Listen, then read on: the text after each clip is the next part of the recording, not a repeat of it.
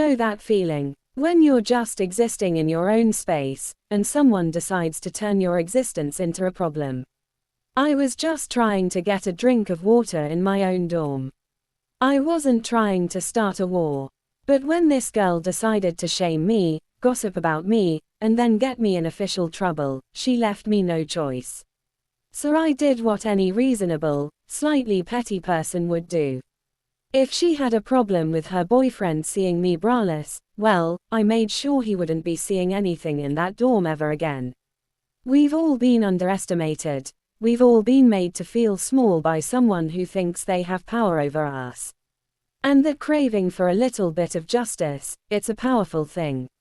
If you know that feeling, if you love a story where the underdog fights back with clever, flawless precision, then hit that like button, subscribe, and get ready. Because this is one of the most satisfying dorm revenge stories you'll hear all year. My world was a single all-female floor in a sprawling college dorm. It was my home. My sanctuary. And after a long day of lectures, all I wanted was to be comfortable.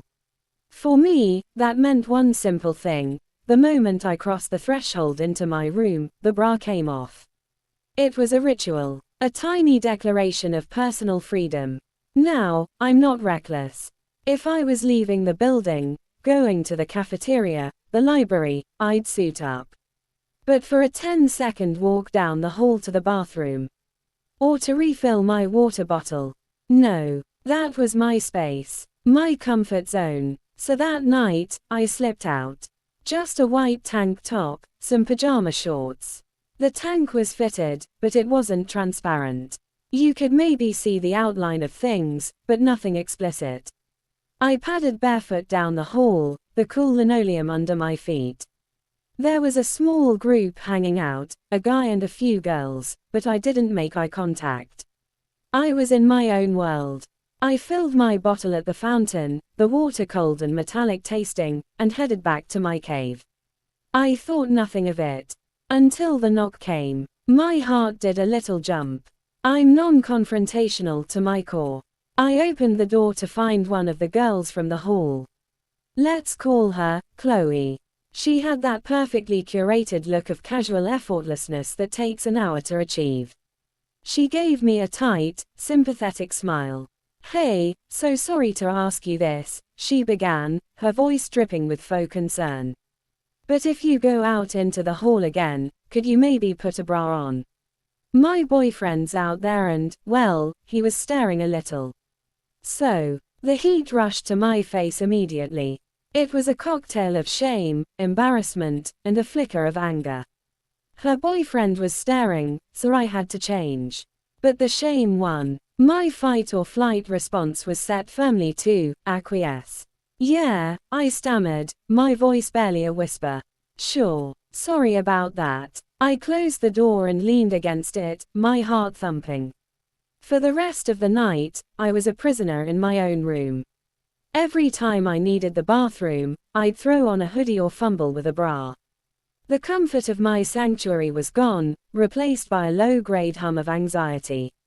I thought that was the end of it. I'd obeyed the unwritten rule. I'd taken the blame for her boyfriend's wandering eyes. The social order, however messed up, was restored. But the next day, my roommate came back from brushing her teeth, her face a mask of quiet fury.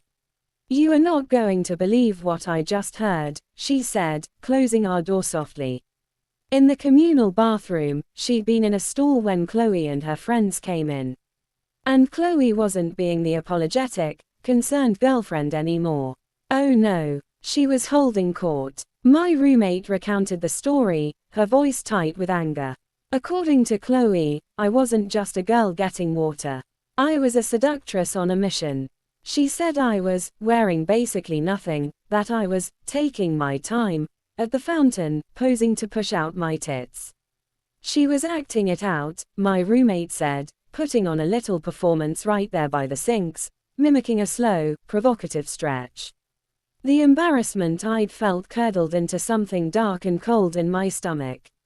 Betrayal. She hadn't been genuinely uncomfortable, she was marking her territory. And she was painting me as the villain to do it. That night, the cold feeling turned to ice. I was in my pajamas, a soft, worn t-shirt and flannel pants, on my way to brush my teeth. No bra. Because why should I? I was going to bed. And I passed Chloe and her coven in the hall. As I walked by, Chloe's eyes didn't meet mine. They dipped pointedly, deliberately, down to my chest. And then she smirked. A silent, condescending, knowing little smirk.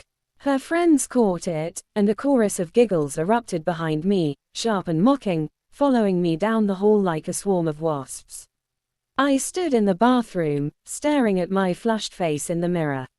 My hands were trembling. It wasn't just about a bra anymore. It was a campaign. And I was losing. The final blow came via email, the universal language of passive-aggressive dorm life. Ping. There it was. An email from our RA, sent to the entire floor. The subject line, a reminder about appropriate attire in common areas. My blood ran cold as I read it. The RA wrote that she'd received anonymous complaints about people dressing inappropriately in the hallways and asked that we all be mindful and keep things covered up. Anonymous. Of course. I felt so small, so powerless. She hadn't just shamed me in private, or gossiped about me behind my back. She had weaponized the housing authority against me. She'd officially branded me as the inappropriate one on my own floor. I could feel the walls closing in. My home didn't feel like mine anymore. It felt like I was living on her turf, by her rules. I spent the rest of the day stewing. The anger was a hot coal in my chest. I couldn't confront her directly, that wasn't me. And what would I say? It would be my word against hers, and she had an army of friends. But as I lay on my bed, staring at the ceiling, a memory flickered. A tiny, insignificant detail from orientation week. Chloe and I were in the same group. We chatted briefly, and she'd mentioned her boyfriend, how he didn't go to our college. How he went to a state school a few hours away. Another piece clicked into place. The pandemic. The strict, clearly stated rule in our housing contract, no off-campus guests. None. No family, no friends from other schools. It was a zero-tolerance policy to keep the bubble secure. And then I remembered how the RA found out about my inappropriate clothing. The anonymous online complaint form. A slow, sly smile spread across my face for the first time in days. The hot coal of anger wasn't just hot anymore, it was forging a plan. You want to play the anonymous game, Chloe? Fine, let's play. I didn't rush. Revenge is a dish best served cold, and this one needed to be frozen solid. I waited until late that night. I opened my laptop, navigated to the housing portal, and found the form. Report an issue. My fingers hovered over the keyboard. I wasn't angry anymore. I was focused. Precise. This wasn't about emotion, it was about strategy. I began to type. Okay. Be vague. Be concerned. Sound like a rule-abiding citizen. To whom it may concern, I typed. I've noticed a recurring issue on our floor. I've seen a male guest who is clearly not a student here visiting regularly. I've also noticed that this individual is often not wearing a mask in the hallways. With the ongoing pandemic and the strict no off-campus guest policy, this feels like a significant health and safety risk for all of us on the floor. I'm worried about the precedent it sets. Thank you for your attention to this matter. I didn't mention Chloe by name. I didn't describe the guy. But I knew the RA would know. They always know. I hit submit. The feeling wasn't triumphant. Not yet. It was quiet. A sense of calm resolution. The ball was now in the court of the universe, and I had a feeling the universe was on my side this time. The next morning, another email arrived.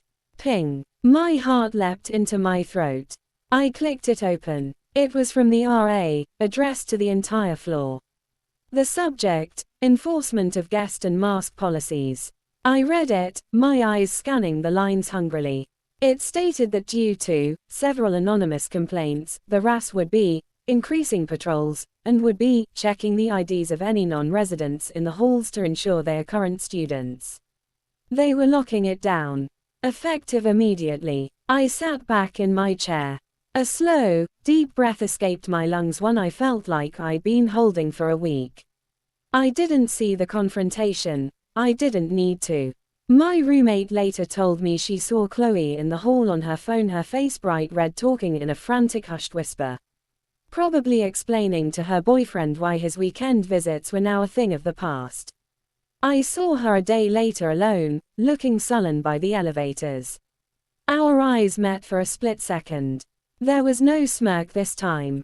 Just a flicker of confusion, and maybe a dawning realization. She looked at me, and for the first time, I didn't look away. I held her gaze, my expression neutral, calm.